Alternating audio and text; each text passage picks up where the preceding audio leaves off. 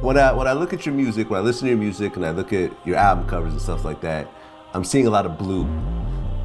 The color blue seems to be very prominent. It's a nice color, my boy. It's a nice color. It ain't nothing like that. Now, I assume there's a Crip thing going on? Nah, just a nice color. Just a nice color? Yeah. No cripping going on? No, nothing. You know, growing up in that type of environment, a lot of people start to hustle early. Like, how old were you when you first started hustling? I wasn't hustling, man. I was a school guy, man. Going to school, handling my business, man, you know? You 100% legal? You were good? Yeah. Doing everything by the book? Doing it by the book, man. Make sure it happens. Truly the day that the Lord has made, let us rejoice and be glad in it. We have 31 reasons to rejoice today. When I took office as sheriff, I promised the citizens that I would do my part in fighting crime in Muskogee County. With the help of the FBI and the DEA, we did just that. State partners and county partners, we arrested a total of 31 individuals, members of the Zohannan gang and member of the Crips. These are the mugshot and faces of some of the people just arrested in the Columbus area through what they are calling a... I don't think people quite understand the ramifications of what actually happened. These dudes got caught with more than $200 million worth of... Longway ain't coming home. Ayo squad, what's the drill? Back with another video, man. Well, it looks like the feds did a sweep in Columbus, Georgia a couple days ago involving 101 people. Although this news is wild all on its own, what makes it even more notable is that one of the people that got swept is none other than the beloved ATL rapper Peewee Longway. The legendary Southern MC somehow got himself caught up in the rigmarole and the scope of the Alphabet Boys. So just what the hell is going on? What else do the feds have planned? What's next for Peewee? We're gonna find out. So without further ado, let's skip the play and get down to business. Muskogee County Sheriff Greg Countryman announced Operation Sweet Silence, confirming the arrest of 101 people and assets of illegal substances, guns, and cash. The operation involved 250 agents from federal, local, and state groups. At a news conference on Friday, September 13th, Greg Countryman told those in attendance that the streets of Columbus are now safer than they were days before, thanks to the multi-agency operation. On this takedown, Catrice, we understand multiple local, state, and federal agencies involved in this operation.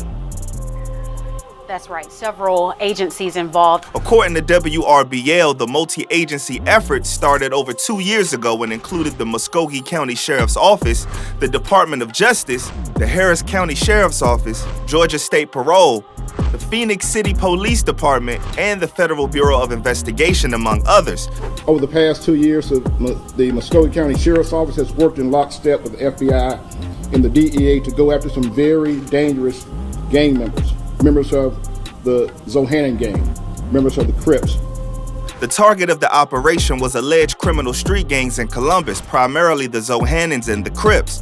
The Zohannan gang is believed by authorities to use the colors pink and blue and tend to be younger, from their early teens to the mid-20s.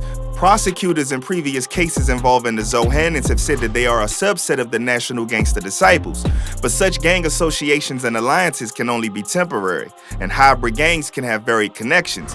Sheriff Countryman made it clear that stopping and disrupting gang activity in Columbus was a top priority for many law enforcement agencies in the area.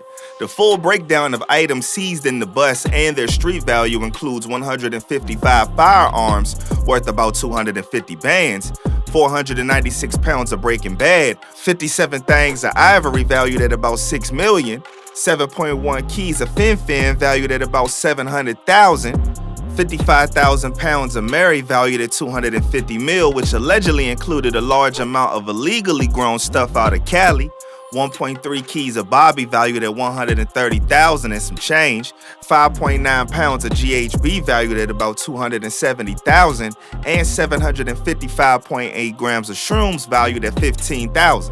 19 of the 101 individuals were charged federally involving alleged trafficking, validated gang members, and distribution activities with ties to a gang in Columbus. An additional 12 were taken into custody on state charges. Over the years, the Zohannan gang, Crips gang, and other gang enterprises have allegedly attempted to cripple the quality of life for the citizens of Muskogee County, according to the feds. The U.S. Justice Department also stated this effort is a part of an organized crime drug enforcement task force. The OCDETF identifies, disrupts, and dismantles the highest level of criminal organizations that threaten the United States using a prosecutor-led, intelligence-driven, and multi-agency approach. This operation is one of the biggest busts in the county and country's history, and officials are determined to keep the pressure going on in the streets. Complex and other publications reported that the rapper Peewee Longway, real name Quincy Williams, was among those arrested in connections with the operation. However, Vice notes that his name doesn't appear in the press release of the indictment. So far, information about the charges and the alleged involvement remains scarce.